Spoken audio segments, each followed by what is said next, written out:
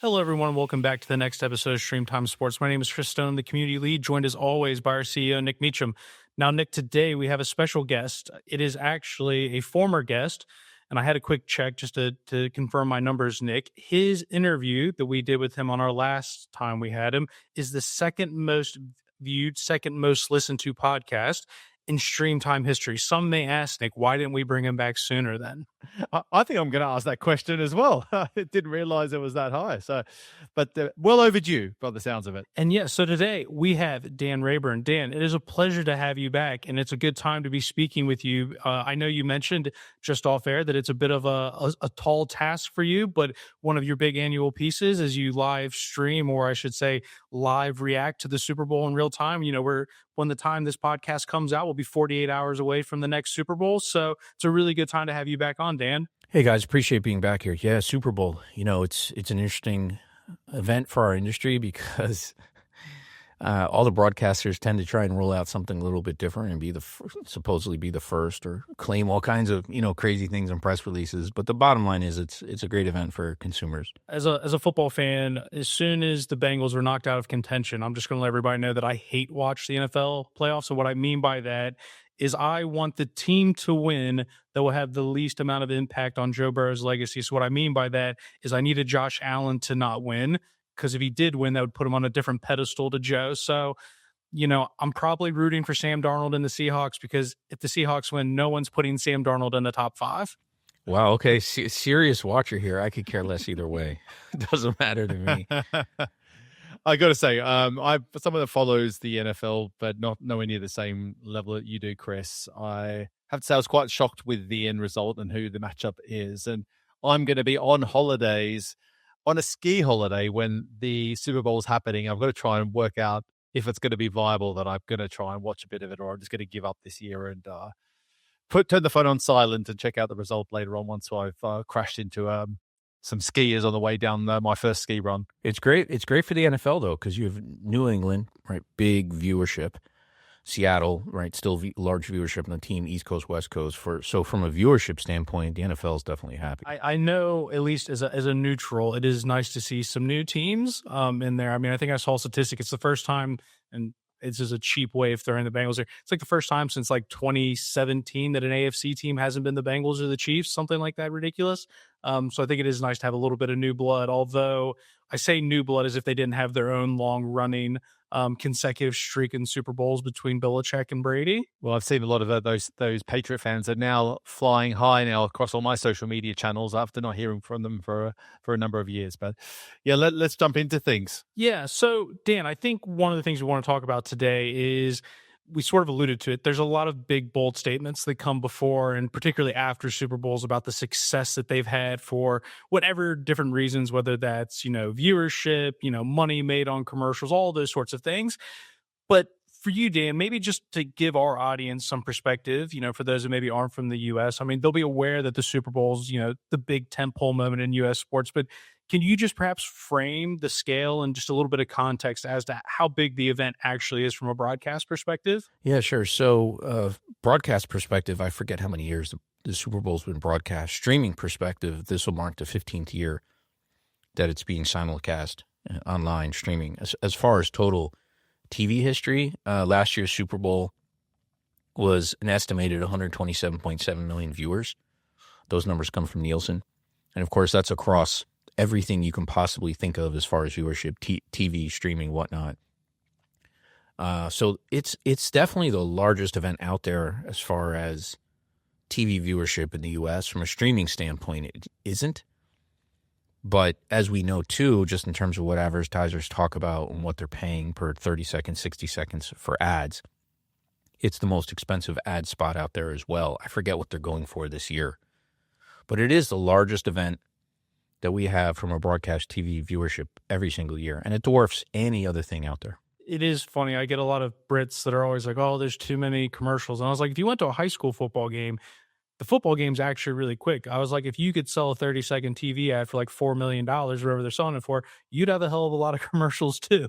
That's the issue, is the cost to produce a Super Bowl is so high, and the amount of cameras that they have there is just so large that production value is super, super good.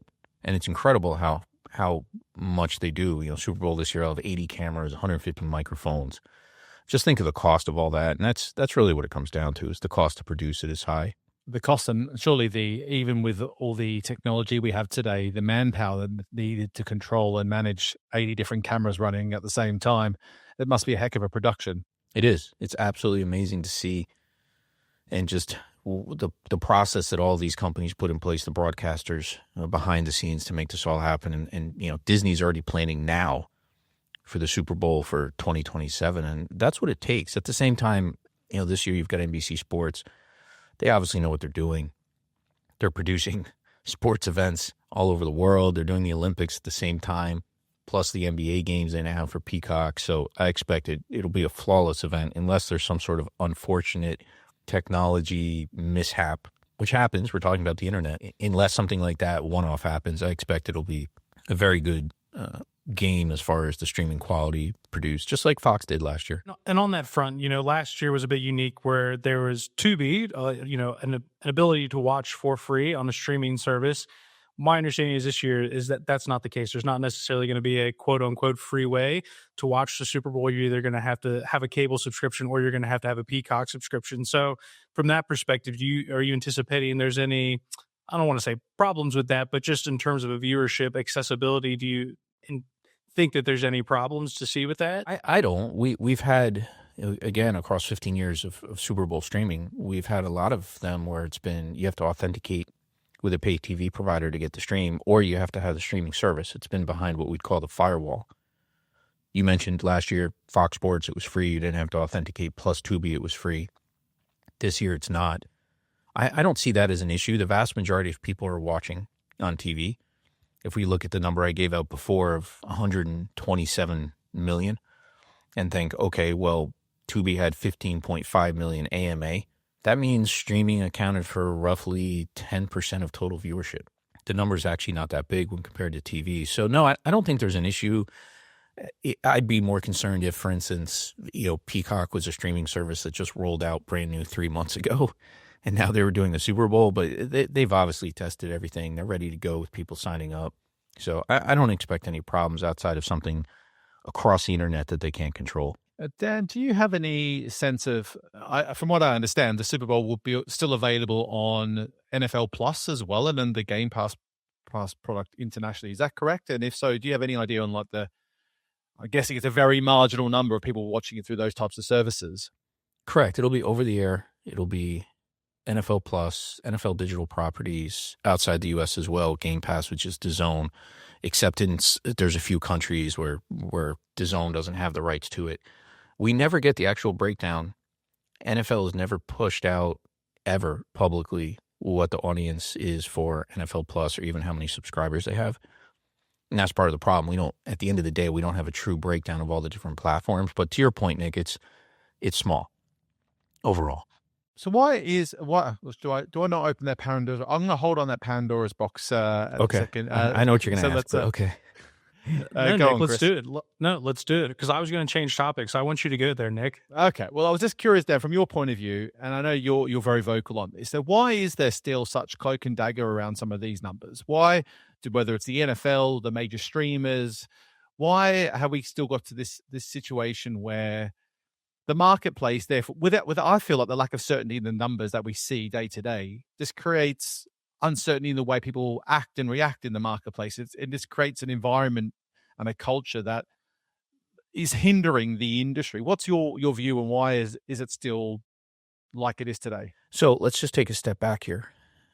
One of the biggest problems we have in the industry is comparing streaming, which is a technology, to broadcast TV. And everybody's comparing, YouTube to Netflix, right? So they're comparing different types of content, live or on demand, short form versus long form, mobile to desktop to TV. Streaming is just a technology. It's a distribution platform. The problem we have is that people are comparing apples to oranges. And people in our industry over the last, I'd say 2 or 3 years, it's gotten just absolutely terrible, where I see a post every day in LinkedIn that's wrong. People just don't know how to read press releases. It's that simple. There's a difference between simultaneous streams, concurrent devices, average minute audience, unique viewers. And many of the services that publish numbers after the fact use different terminology and different methodology. And then you have Nielsen, who puts out one type of a report based on the data. VideoAmp might do another. Adobe might do another. Then you have first-party data from the actual streamer. It's all different methodology, and a lot of it cannot be compared. And that's the big problem that we have. We don't know what the average viewing time is for the Super Bowl or any other streaming service. Afterwards, we'll get here's the AMA, average minute audience, but that doesn't tell us how long somebody actually watched. That doesn't tell us that that person's unique. So it's interesting. 15 years ago in the industry, after a live event, the numbers that were put out by the broadcaster, the streaming service, was simultaneous streams. That was the number we used. That was the methodology, I should say, that we used. And it was great because we know what a simultaneous stream means. And yes, you could have somebody like me who's running 6 or 8 simultaneous streams in the house as I'm doing testing for the Super Bowl across 2 or 3 different ISPs in the home, but that's not the average person. So when you did simultaneous streams, you really knew exactly how many were watching. Today, it's so vague of what's put out, and then when they do push it out, it's also not streaming only. So analysts in our space who do a terrible job just reading a press release, even after the Super Bowl or Netflix NFL games on Christmas, notice they didn't say streaming viewers. They said average minute audience, because even Netflix doesn't break out what percentage of viewers for the NFL games were just streaming. Because, Nick, to your point, it includes over the air, it includes NFL Plus, it includes NFL digital platforms, it includes all these other services. So we just don't know the numbers and why the companies do it. Part of that is they just don't truly want to put out the number, right? Just proprietary. Sometimes they'll say something like, we don't want competitors to know how well it's really doing. We've heard Netflix say that a couple times. But the real problem here is part of it is just how you actually do the measurement. Look at YouTube when they did their exclusive NFL game. They came out with numbers, and then a couple of days later they said, oops, they were wrong. It was actually 2 more million viewers than we realized. This is YouTube. You're the largest company in the world outside of Netflix for video, or you might be larger than them if we're just talking total bits delivered. And this is off of their own first-party data, and the number's off by 2 million? That's a big deal. When I saw that Interesting, Nick, announcement, you and I covered that story.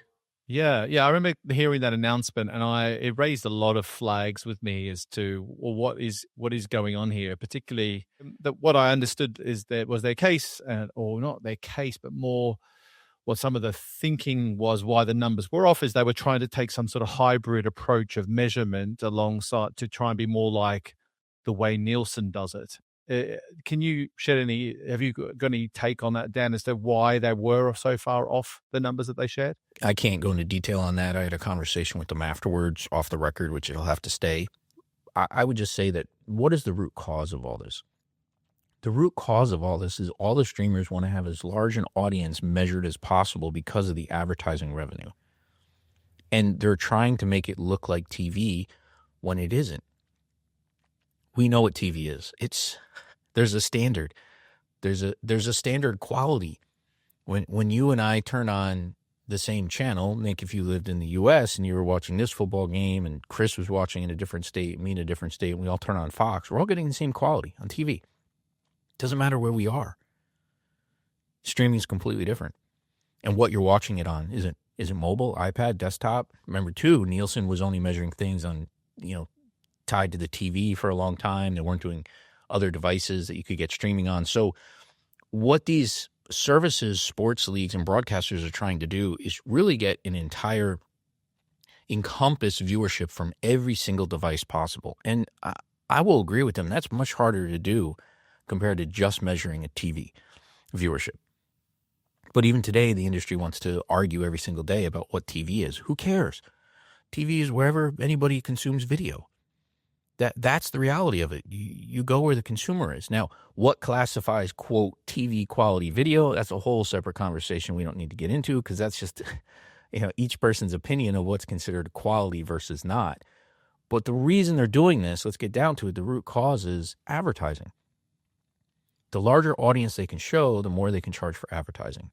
And that's why they're trying to show larger numbers and encompass viewership across every device possible. And that makes sense to try and drive advertising revenue. But from my perspective, what I don't understand, and Dan, maybe you have some view on this or have heard more from particularly the streamers you're speaking with, is how much do the advertisers care about what we just discussed?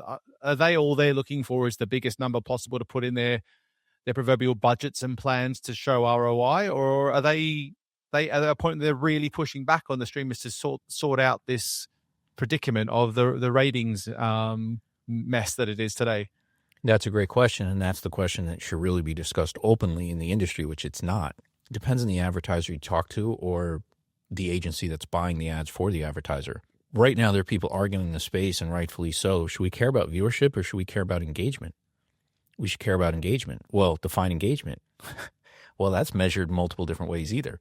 With viewership, if we're looking at just the number of, say, AMA, that's great. But I always go back to the exact same example, which Nielsen won't give an answer to, which I've been saying for years, which is Thursday Night Football, Amazon Prime Video. You go to Amazon.com.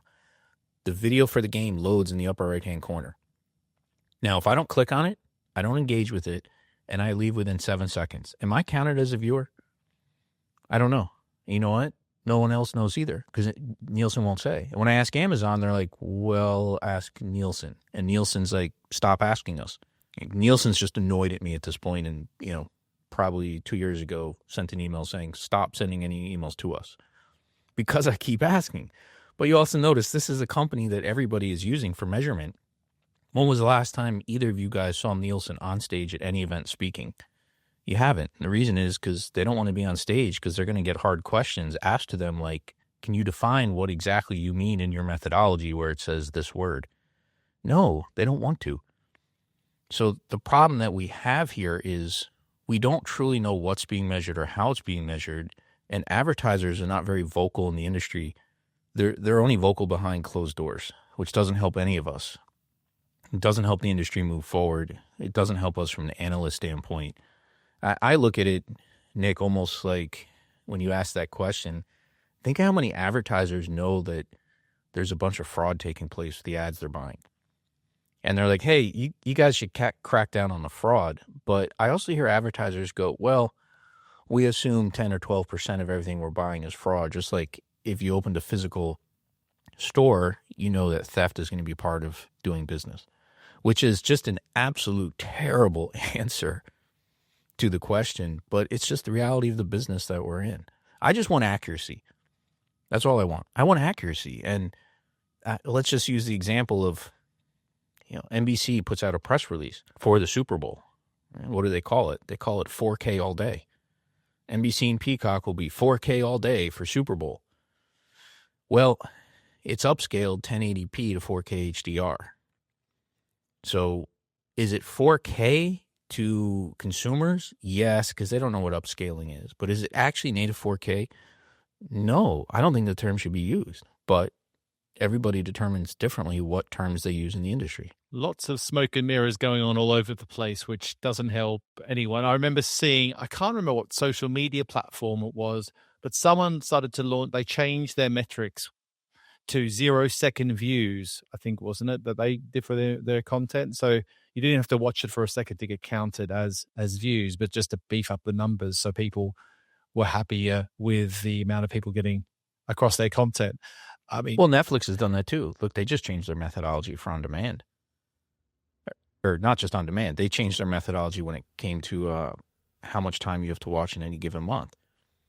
You have Tubi, whose monthly MAUs, monthly average users, their metric used to be you had to open your app just once that month. You didn't even have to stream anything. You just have to open it. You're considered an MAU. So that's the other interesting thing is when you read the SEC filings, when you did 10Qs, that's where all the good information is. It's not in the press release. And many of these services actually used to break out in the SEC filing their definition of MAU. Almost none do that anymore. Once Tubi got acquired, it's no longer included. Fox no longer discloses methodology. And then when I ask, I'm told, well, we'll tell you, but we'll only tell you off the record. You're not allowed to publish it. And that's just silly to me, right? This should be about educating the industry, but this is something that everyone does all the services have. Fox is the only company, broadcaster, I should say, that we've seen in 15 years of the Super Bowl who last year disclosed publicly stats tied to the stream that no other broadcaster had ever historically released. CDN capacity, rebuffering rate, video startup times, what percentage of viewership was in upscaled 4K. And I asked Mayer when he presented that at the NAB Streaming Summit why he did that, and his answer was great. He said, well, we want to share more information with the industry, and if we share it this year, we're hoping that whoever does the Super Bowl next year, meaning this year with NBC, they'll share it themselves, and we'll just keep doing that, and more information will get out. And that's what we really need in the industry. 100%. One final question before Chris, we move on, is that Nielsen have obviously been this bedrock of the ratings world for however long it is now. Why is it that they are still the central source with all of this stuff? Is it just because the legacy of their OTA, basically the way they've been doing ratings for so long, or why hasn't someone else been able to come and cut their grass, so to speak? It's a great question, and Nielsen should not be the default platform for a lot of the broadcasters out there, except that some of the other vendors who tried to replace them, VideoAmp, there's a bunch of others legacy-wise, unfortunately struggled with their business. And Nielsen's an interesting one here because if you look at what they're doing, there's all these reports, and even in the last month or two, public broadcasters and streamers who come out and say, Nielsen, your data is bad. Your methodology is wrong. Your viewership doesn't match what we have. And then you see all these closed-door meetings that broadcasters and sports leagues are having with them. And yet, then these companies still sign up for Nielsen. So I push back on the broadcasters and the streaming. You're complaining about Nielsen publicly, but you're still signing large contracts to use them. Stop using them. However, they say they can't, and that advertisers need data from a third party, which to me is a shame because I would rather trust Netflix and their data when they're the ones streaming it across their platform using their player or their app. They know better what's going on than Nielsen does. But they will always say, all these streamers, that advertisers want a third party. So it's a shame somebody hasn't replaced Nielsen out there as the default metric. Now, outside the U.S., Nielsen doesn't have as much exposure. You'll notice Adobe's used a lot more. Or it's just first-party data. But yeah, the only reason they haven't been replaced is because other vendors have stumbled. VideoAmp was really trying, and then VideoAmp had some issues with their business, over the last couple of years, and had to do a lot of layoffs and then different rounds, and then they went through multiple management teams, as we've seen many companies do. But that's the only reason Nielsen hasn't been replaced. Fair. Well, we've talked about the Super Bowl, but given it's the end of the season, there's also time to recap the NFL itself. And, it's seemingly every year, Nick and I are always amazed. We're like, well, the NFL's wrapped up its media rights deal, but some way, somehow, it always manages to find a new package of games to sell somebody. It was Amazon with Thursday Night Football, then it was Peacock, then Netflix got a bit of a Christmas deal, and they seem to keep being able to splice up new media packages for new streaming partners. What have you seen on the performance of some of those streaming partners that they do have in comparison to maybe some of the broadcasts? I know we've talked about apples and oranges and things like that, but just general take from your side, how some of those bespoke packages are performing from a streaming only perspective. So one thing we don't know from any of these streaming services is they don't talk about churn across their platforms publicly. So we don't know how much sports. Everyone says, well, you have to have sports in order to sign up new users and keep them. We don't know that. We say that because it sounds cool. It sounds good, but we don't actually know that. NBC's 20th season of Sunday Night Football, that was this year, had a streaming average minute audience of 2.5 million viewers. Now, 2.5 million. People are probably going, hey, that's a great number for Peacock. Hold up. That's Peacock, NBCSports.com, NBC Sports app, NFL digital properties, over the air. So how many is actually that on Peacock? We don't know. They don't break it out. My guess is call it 2 million, 1.8. So what does that mean, total viewership, if you then look at the number that's put out for a game? It means viewership is less than 10% tied to streaming. Now, 10 out of 100 is a low number. It's a small number. I don't view that as that's not good or not successful. We know that the vast majority of NFL games are watched on TV. It's the reality of it. When it's an exclusive NFL game, people are forced to go streaming. But what we don't know is what the impact is to this game on the bottom line. And it's interesting to see Peacock just had earnings, what was it, yesterday? Last week. In Q4, Peacock lost $552 million. Now, that's up from $372 million in the quarter. Now, why did they say they lost more money? The exclusive NFL game that they had rights to and the NBA. So what we don't truly know publicly, and companies, executives will talk about this privately off the record, is the true impact of these games on subscription services. Can they get a bump? Yes. Is it long-term? It doesn't appear to be at this point. And you and I as fans across pretty much every sport out there except for something like Major League Soccer where all the rights are in one place with Apple, it's extremely fragmented. But when you actually go and break down these numbers, most in our industry would not know. If you ask them what Peacock averages for NFL, for streaming, I bet you they would be like, oh, it's got to be 5, 7, 8 million. Well, it's 2 million or less. And that number is directly from NBC Sports. Now, I'm going to give NBC Sports a shout out here because they are the only broadcaster to break out any viewership tied to streaming throughout the season. Fox doesn't. Nothing. They don't give out a single piece of information. Disney, nothing. So when Disney puts out, here's how many we got for an NFL game, what percentage was on ESPN? Well, we don't say. They don't even mention ESPN Direct or ESPN Plus. Every once in a while in the release, it'll say, highest viewership ever on ESPN Plus. Okay, what was the number? Well, we can't tell you. So keep in mind that the companies know these numbers, but the vast majority of us publicly don't. And then when companies are willing to share them, they're only willing to share them on background, but you can't publish them anywhere. I saw those Comcast numbers as well, Dan, and I was quite shocked at how much money they had lost and how much that had increased from year on year. I'm curious, do you have any insight as to, you talked about the fact they referenced the NBA and the NFL deal as impacting the cost, which makes sense, but is that cost being absorbed at a different time to when they're able to generate the revenue to offset that investment? And is that why the costs are so pronounced in those financial earnings?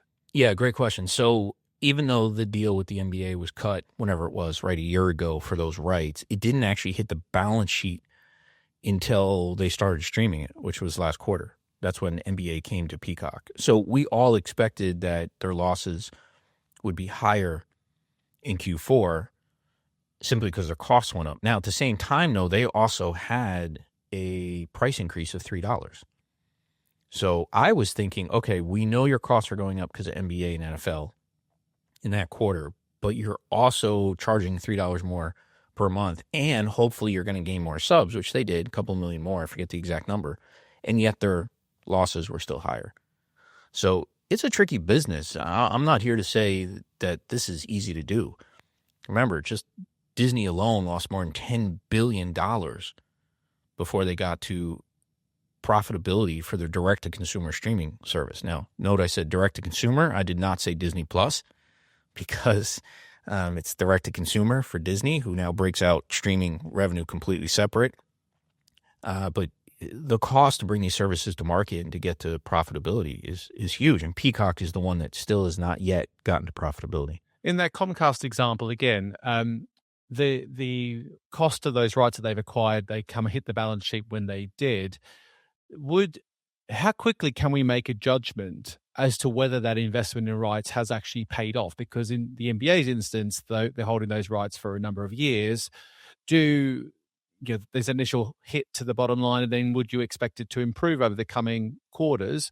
Or actually, we get a pretty good sense from day one, given the increase in the cost per month and the number of subscribers. How good a feel should we know if they've made the right decision? I don't think we can know that. I was just going to add to that, Dan. Nick and I, in a recent recording, talked about the introduction officially of UFC on Paramount, and sort of the question was, if you were Paramount, based on the numbers that they put out, again, to your point, they listed out a few different stats, Dan. Some of them I don't always know what they mean, but I asked Nick the question, if you were Paramount, 7 years, $7 billion, if that was the first fight you had, how you feeling about that, because we broke down some of the numbers in terms of they've got the 2-tier subscriptions, and they're going to be the advertising money's going to have to make up the difference, because we've seen pay-per-view can far surpass that. But I think the point Nick and I made is not every fight is necessarily a big fight, so it might work out for the UFC, but whether or not that is going to work out for Paramount, just sort of some of the numbers that they try to put out, because again, they said single largest streaming event in Paramount Plus history, but they at least did provide us some numbers what that was supposed to be. True. So you're both asking the right question, which is, how do we judge success of these events on the balance sheet of these companies? And we can't in the short term. There's no way. These deals are too long. We don't know what the ad revenue is. We don't know what the potential ad revenue share split is.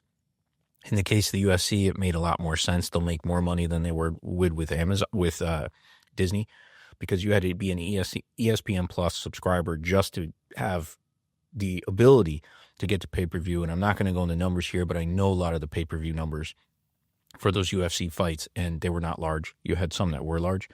What Paramount here is, what they're getting is, in this deal, UFC with Paramount is getting guaranteed revenue. They're getting more exposure in the industry globally with a lot more consumers than they're reaching on ESPN. I think it's an extremely smart deal by the UFC. I think it makes sense. Now, Paramount, are you going to get your money's worth? It's too early to know, and I don't even think you could look at this over a year or two, because to Chris's point, the contract is so long. How is this going to build subscribers over time?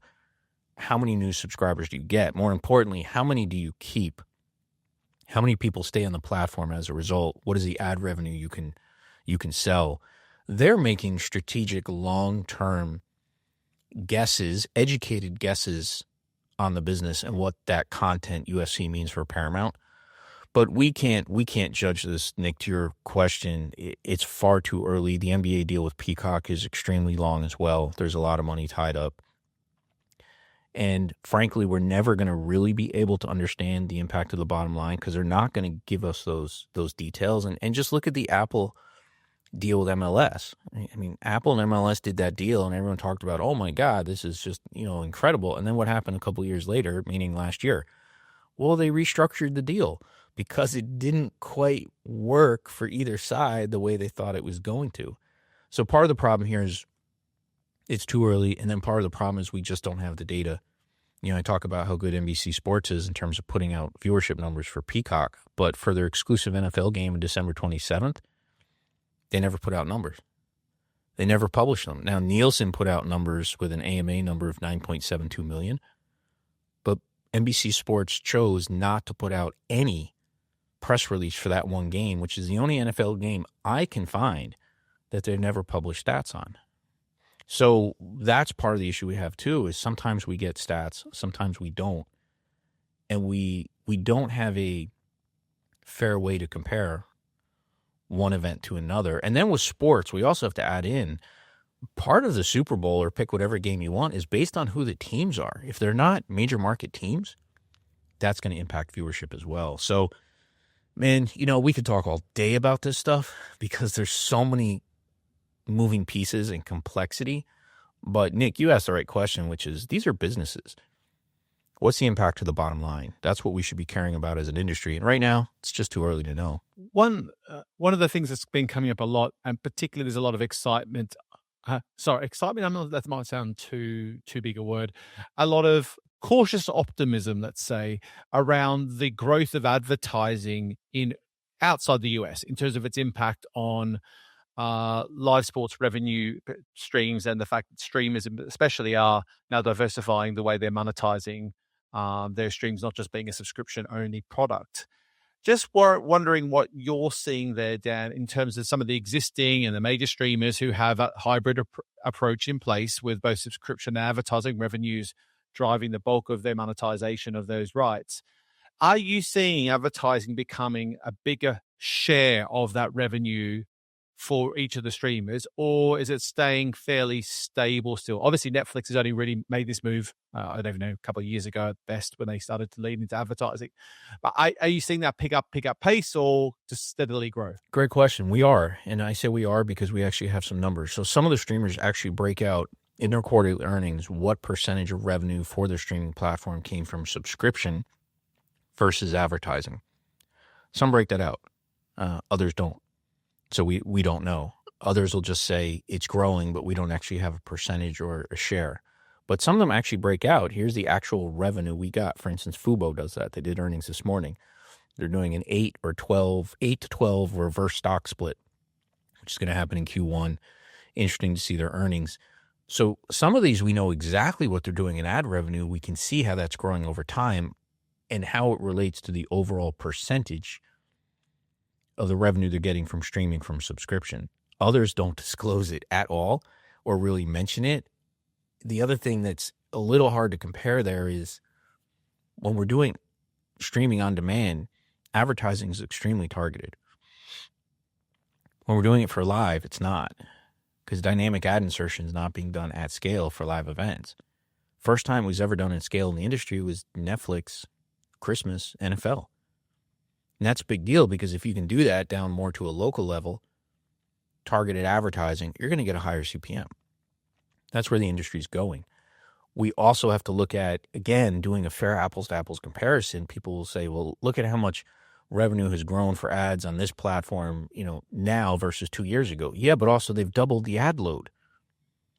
That's something people don't like talking about. But when you're doubling the ad load from when the service launched, okay, are you actually making more money as far as advertising, or are you just inserting more ads so you're making more money? So these are all the little things that you really have to know in the industry, and you have to compare, and you have to read the SEC filings, and you have to think about what was the ad load when they launched. And we've seen ad load go up from Max, Peacock, Prime Video. We've seen them go up from just about every streamer out there. And of course, that impacts the number from ad revenue as well. I'm just going to bring up a point again. Just going to keep rehashing stuff because I want to get second opinions on it. Nick and I spoke about Netflix. As you mentioned, they had their Q4 reports, and I think they talked about $1.5 billion from ad revenue. And, the spokesperson gave a large credit to that, to the live sports they were showing, because as we talked about at the top of the show, the NFL and sports, or some sports, I should say, maybe not the Premier League, are really geared towards advertising. But then when Nick kind of called out is that's one statistic to show this, nice growth in subscriber numbers, nice growth in ad revenue. But then Nick also points out that there was it a decrease, Nick, or a very marginal increase in terms of actual watch time, where it was interesting that some numbers grew up, but the actual gate. Yeah. And just Dan, from your side, kind of your thoughts on, the Netflix stat that, hey, they gained subscribers, they made a bunch of ad revenue, but on the other side, they're not actually keeping users on board for a longer period of time, especially when you're thinking of the NFL, you're talking 3.5, 4 hours. So if a live event's not necessarily increasing the viewership time, how does that compare to those other numbers that might indicate growth if, the actual engagement isn't necessarily matching those same levels? Well, we don't know across any of the platforms because we don't know how they're defining engagement. We have no idea. Now, Netflix has a new metric they call monthly active viewers for its ad-supported tier. So it's counting people who watch at least 1 minute of ads monthly, then multiplying by estimated household size to show total on-the-couch reach, as they call it. And that's replacing their older account-focused metrics like MAU. Now, it makes sense because you also have Netflix accounts that can add a second user to the account, but that's not actually considered a second subscription. Netflix makes that very clear. So they're trying to give advertisers a fuller picture of who's seeing ads. I think that absolutely makes sense, for sure. But you're only talking about they have to watch 1 minute per month. So we just don't know engagement. And it's fascinating when we talk about Netflix and NFL, because people run around going, okay, well, Netflix, it's only a matter of time before they get an entire season. They do all these NFL games and this and that. But Netflix has also been very vocal in their earnings, just as they were again, that viewership alive on their platform is less than 1%. They said also that live streaming events, right, that's not driving subscriptions. And Netflix co-CEO Greg Peters said bidding on an entire NFL season, NFL games, doesn't make sense for the company. Because he said, and this is important, quote, Netflix doesn't have a way to figure out that math, end quote. to know if spending so much money in a season NFL games would make sense. I mean, he's literally come out and said, we don't know how to do the math and the methodology to figure out, is that beneficial to our bottom line if we spend billions of dollars on an NFL season? That is an absolute fascinating statement to hear from Netflix, because it makes you wonder, well, what's the math that the others are using if Netflix doesn't know? Now, at the same time, we know Netflix is not a broadcaster. And NBC, Fox, and CBS are making their money on broadcast TV. But let's say they weren't broadcasters. Would they get NFL streaming games? Could they afford to? It's an interesting way to look at the business, and that's part of the issue. Is last year, many listeners won't know this, marked 30 years since streaming technology was first invented. 30 years. We are really just now, 30 years later, as an industry, figuring out business models, bundling, aggregation, what consumers are willing to pay, how often prices can go up, what consumers want to watch, how they want to watch it, the device they want to watch it on. Remember years ago, we were all talking about 4K. Well, I should say the industry was. And everyone was saying things were going to go to 4K. Almost nothing's in 4K. Why? Consumers aren't willing to pay more for it. And the services started charging more for 4K access, the majority of them, and consumers weren't going for it. What is the number one plan that consumers are signing up for on Netflix where it's offered? The ad tier. Well, the ad tier doesn't come with 4K. So the industry also, it's interesting to see it shift, was always about quality, quality, quality. Consumers want quality, they'll pay for quality. Wrong. Consumers want a great experience.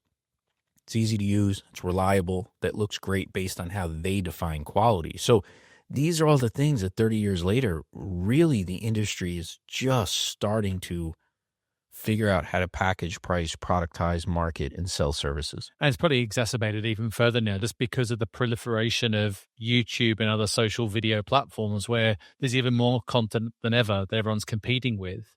That ability to cut through is harder than it's ever going to be, and it's not going to get any easier. No, it's not. And to your point, every service out there is competing on our time, our eyeballs. We only have so much time in the day to watch, listen, read. That's reality. What bothers me, Nick, is how you have Nielsen pushing out stats and numbers where they're comparing a 20-second reel or a 20-second TikTok to Netflix, which doesn't have 20-second pieces of content. And I thought that was real interesting what BBC came out and said recently when all this talk about BBC and YouTube and Nielsen and how things were being measured. And, BBC came out and said, we view engagement as you have to watch for at least 10 minutes. So why are we being compared to a 20-second TikTok? That's exactly the right thing to say. And yet, when you look at the information Nielsen puts out, they're comparing a lot of different types of video content at different formats and different lengths, and suggesting that viewership is higher for one service than another. It shouldn't be compared. We should have a baseline minimum in the industry that if you're going to compare streaming services, you have to watch for X minutes of time. That doesn't mean that's engagement, because others might define engagement differently. But we don't even know, again, how Nielsen defines an average minute audience. Do I watch for 10 seconds or 2 minutes? I don't know. And when Netflix's own definition is 1 minute a month, that really tells us where we're at in an industry from a measurement standpoint. We have a long way to go. Well, one of the things we were going to talk about today, Dan, we've got a few more minutes to kind of get into this, is, yes, we're talking about the Super Bowl because it's coming, but also the Winter Olympics is coming. As of recording this, I believe they kick off in 24 hours or 48 hours. Is very close. So the Winter Olympics obviously going to be a tentpole moment. In the summer, we've got, if the Super Bowl is the biggest event for the U.S., the World Cup's the biggest event for the world. Maybe the U.S. isn't going to be as good as I thought they'd be when I made some bets about what we would do in 2026. But I'm getting the impression from you that this is not something that's just limited to the NFL. This is, we're seeing similar issues with other major events with the Olympics, the World Cup. This isn't even necessarily just a U.S. centric problem. This is something that is broader globally. Correct. It is. I think what people don't understand, because I understand that consumers don't get what viewership is in these events. Who's reading a Nielsen press release as a consumer? Nobody. But in our industry, what frustrates me is you talk about how these posts I see wrong in LinkedIn every single day, talking about how big the World Cup is going to be and it's going to break records and like the streaming audience. Why are we debating this? Fox pushed out numbers in 2022. The average minute audience for FIFA World Cup was 1.28 million viewers. 1.28 million in the U.S. That number is from Fox directly. So suggesting that this is going to be some sort of record-breaking, internet's going to melt down, what are they talking about? It's not based on any actual facts. If we look at FIFA 2022 viewership around the world, BBC had just under 19 million viewers on TV. Japan versus Costa Rica had 36.3 million. If you look at what happened around the world, Korea, 11.5 million. Spain versus Germany had 12 million. Mexico versus Argentina, they had 20.9 million. In France, TF1 had almost 12 million. This is all TV. The numbers are huge. We know the World Cup is huge, but in streaming, it's actually extremely small. And that's part of the problem we have in the industry is people just throw out like, oh my God, World Cup, gigantic. Well, TV, absolutely. No question, hands down, huge. Streaming, it's actually not that large at all. Take any other event out there, Major League Soccer, take the F1 deal with Apple.